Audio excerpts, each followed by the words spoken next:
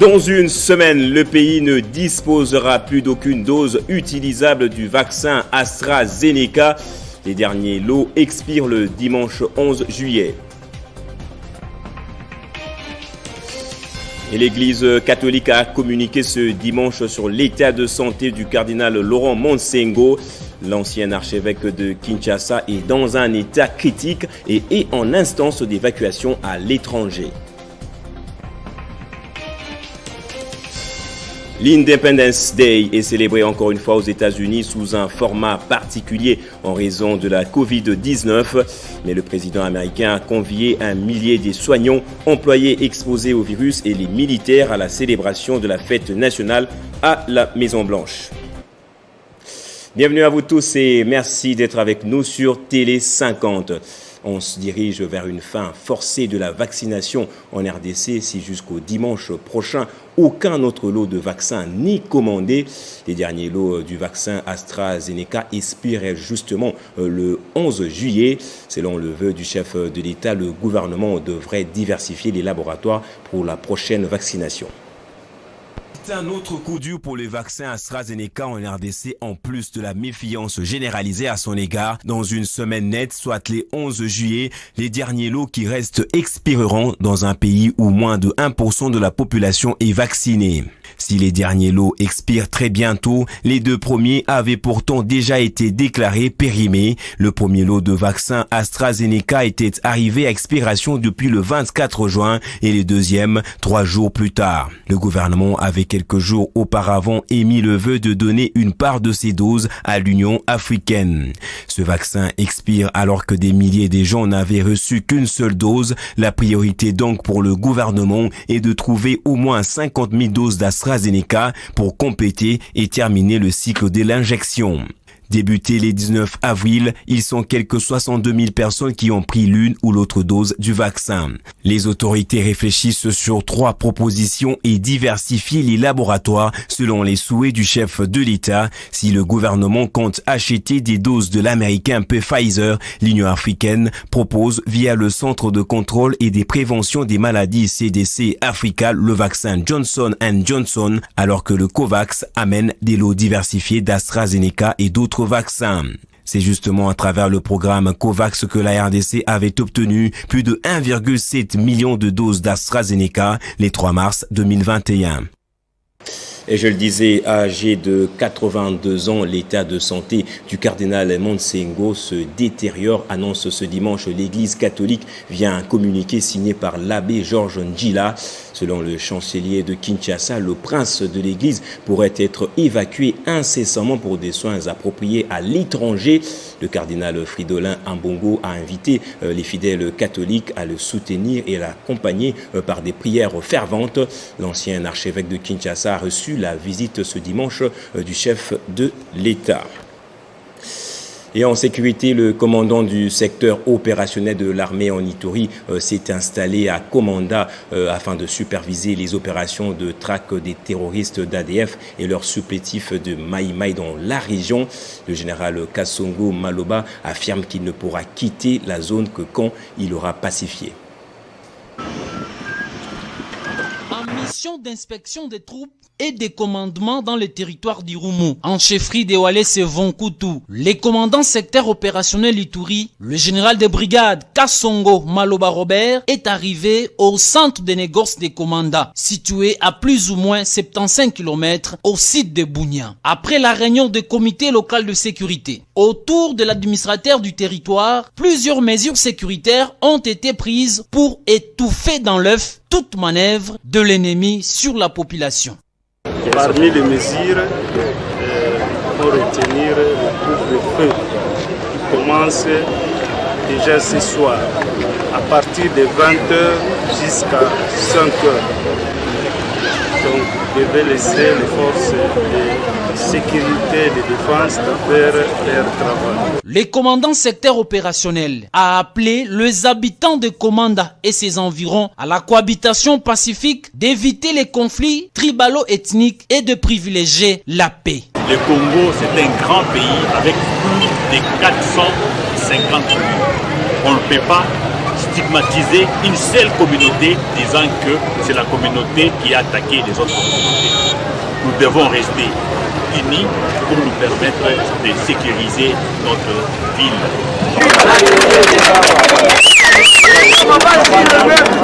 Et la population s'engage à dénoncer tous les mouvements suspects. Rappelons que cette descente intervient après la mise en déroute des ADEF et leurs supplétifs de Maïmaï par les forces armées en Dimo et à Otomambère, où les forces armées règnent comme l'épouse du César.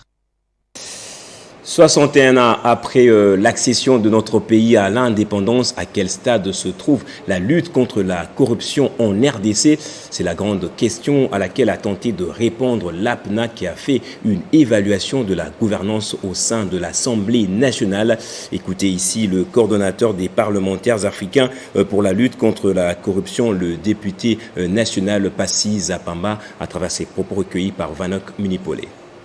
Quelque part de la philosophie par rapport à la corruption, qu'elle soit importée ou qu'elle soit d'origine africaine, la corruption c'est tout simplement un mal insidieux qu'il faut éradiquer de toutes les façons. Dans la communauté africaine, c'est les grands chefs qui régentaient tout, qui coordonnaient tout, qui réglaient la justice, qui faisaient la répartition équitable entre les clans et les familles. Aujourd'hui, même si c'est un mal importé, mais depuis que le colonisateur est parti, nous avons amplifié de nous-mêmes la corruption que nous avons héritée d'ailleurs. Elle se pratique partout, en France, aux États-Unis, mais les degrés de corruption chez nous renforcent la pauvreté des plus pauvres, alors qu'on aurait dû répartir équitablement le peu de ressources et améliorer la gouvernance.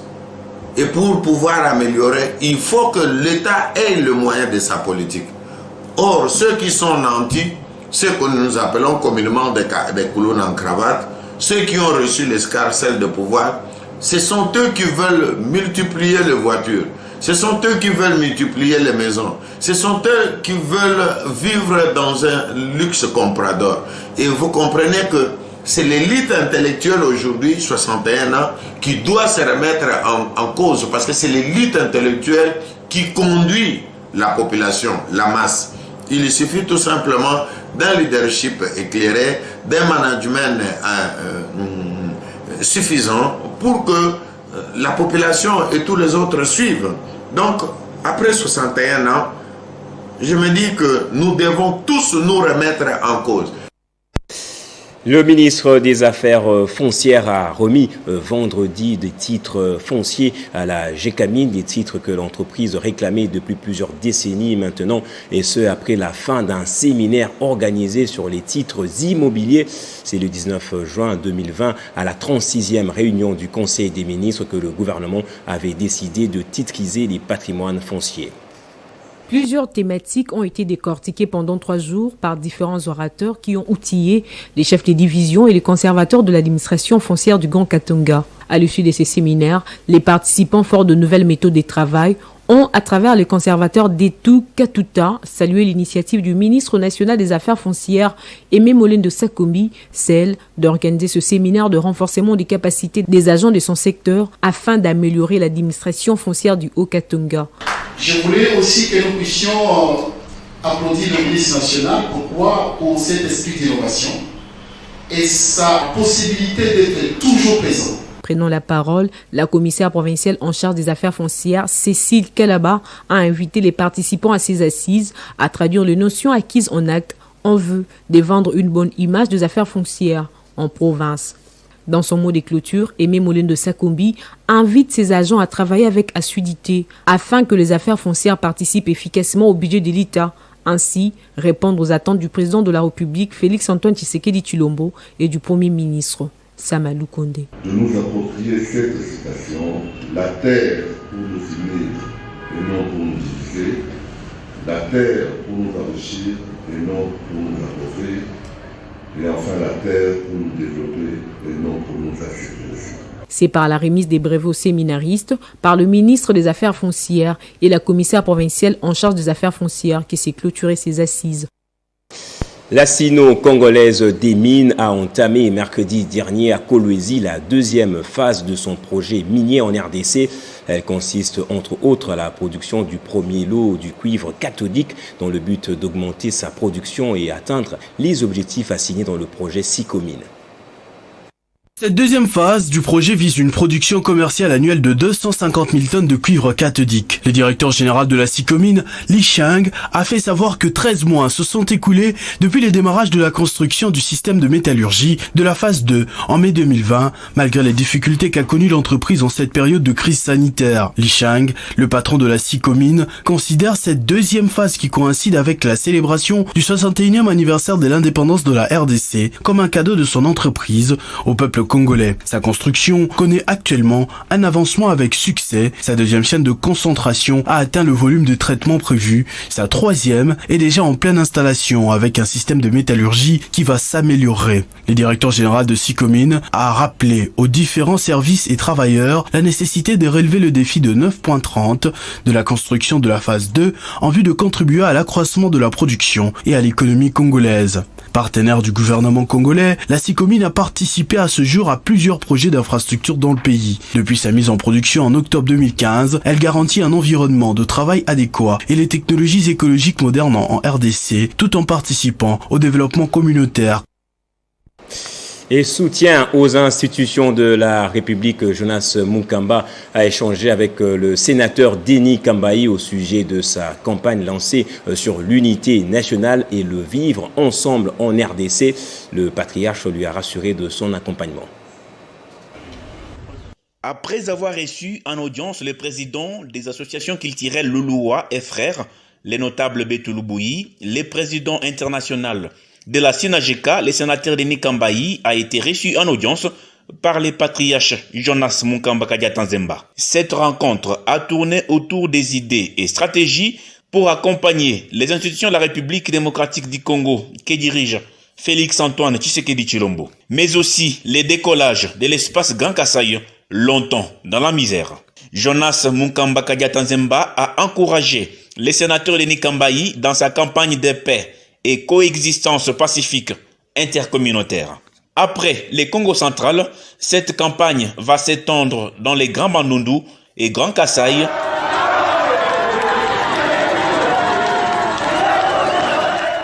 C'est un jour heureux pour nous aujourd'hui. Au niveau de la coordination nationale du Grand Kasaï, nous sommes venus consulter le patriarche Papa Jonas Munkamba Kadiata Nzemba, le plus grand qui est resté avec nous tous, nous les jeunes, pour avoir sa sagesse et aussi lancer un message à tous les fils et filles du Grand Kasaï de ne pas être distraits. Ainsi que d'autres provinces avec comme objectif couvrir toute l'étendue du territoire national avant de traverser les frontières congolaises vers l'extérieur.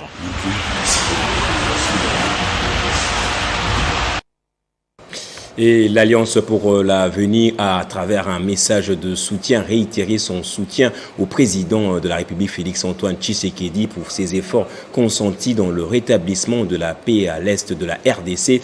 L'Alliance pour l'avenir appelle ses militants ainsi que ses élus à travailler pour le soutien de cette nouvelle vision.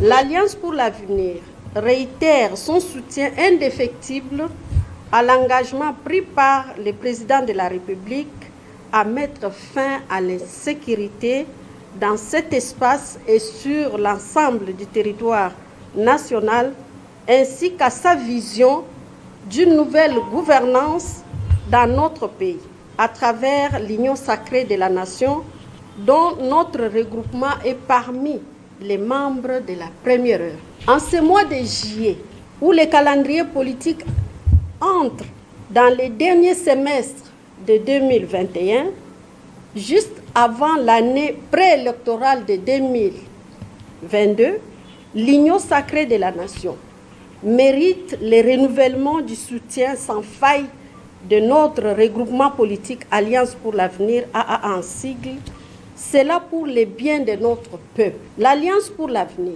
s'est dit disposée à accompagner les chefs de l'État dans ses efforts pour le bien-être des Congolais et souhaite être traité proportionnellement à son poids politique afin d'accroître son efficacité sur le terrain. Le train du changement étant en marche grâce à la vision éclairée du président de la République, son Excellence, Monsieur Félix Antoine Tshisekedi Tshilombo, nous appelons nos militantes et militants, ainsi que tous nos élus, nationaux comme provinciaux, chacun à ce qui les concerne, de travailler pour le soutien de la nouvelle vision de la gouvernance en République démocratique du Congo, en vue de la matérialisation de ces changements tant souhaités par notre peuple.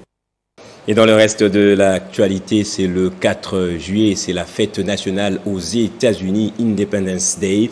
Si plusieurs villes ont annulé les feux d'artifice et les parades aux fins d'éviter des rassemblements, la Maison-Blanche a organisé une grande réception avec 1 millier d'invités.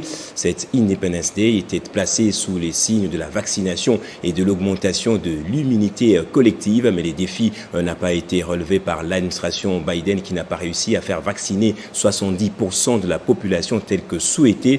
Il faut quelques semaines supplémentaires pour atteindre cet objectif, a concédé la Maison-Blanche. Et à l'international, toujours le bilan s'est alourdi. Au moins 45 personnes ont été tuées et des dizaines de blessés ce dimanche dans l'accident d'un avion militaire philippin qui s'est écrasé et a pris feu après avoir manqué la piste d'atterrissage dans le sud de l'archipel. Parmi les victimes figurent 42 militaires qui se trouvaient à bord de cet avion de transport C-130 et 3 civils. L'avion s'est écrasé à la mi-journée sur l'île de Jolo dans la province de Sulu. Place au rappel des titres à présent. Dans une semaine, le pays ne disposera plus d'aucune dose utilisable du vaccin AstraZeneca. Les derniers lots expirent le dimanche 11 juillet. Et l'Église catholique a communiqué ce dimanche sur l'état de santé du cardinal Laurent Monsengo. L'ancien archevêque de Kinshasa est dans un état critique et est en instance d'évacuation à l'étranger. Et l'Independence Day est célébré encore une fois aux États-Unis sous un format particulier en raison de la Covid-19. Mais le président américain a convié 1 millier des soignants employés ou exposés au virus et des militaires à la célébration de la fête nationale à la Maison-Blanche. Merci à vous tous de votre attention. Fin de ce journal. Merci également à toute l'équipe technique. N'oubliez pas de toujours être heureux.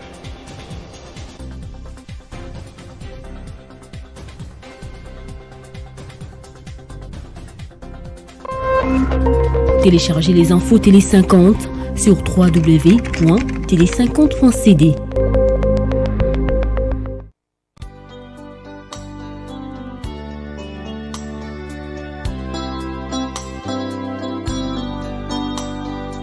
La famille Kabemba a la profonde douleur d'annoncer les ressortissants du Maniema, particulièrement la communauté des Wazimba, les amis et connaissances, les décès de Madame Kabemba Ugumba Véronique, décès survenu à Kinshasa le 1er juillet 2021 des suites d'une courte maladie. Son inhumation aura lieu le mardi 6 juillet 2021 au cimetière de Kinkole, nouvelle cité, suivant le programme ci-après. Lundi 5 juillet 2021 à 17h, culte d'action des grâces à l'église de la Louange des Badara, référence entrée Badara, 2e parcelle, à gauche. Mardi 6 juillet 2021 à 9h juste, recueillement à la morgue des Kankokolo. À 9h30, levée du corps et départ au cimetière de Kinkole. À 12h juste, inhumation. À 13h juste, retour au lieu mortuaire à la résidence familiale située au numéro 10, avenue Boaté, quartier Badara, dans la commune de Lontsele, référence arrêt Mimi Malewa sur l'avenue Kabassele. Notez bien, strict respect des mesures sanitaires telles qu'édictées par les autorités. Fait à Kinshasa le 4 juillet 2021 pour la famille Kabemba Iyalo Deo Gracias.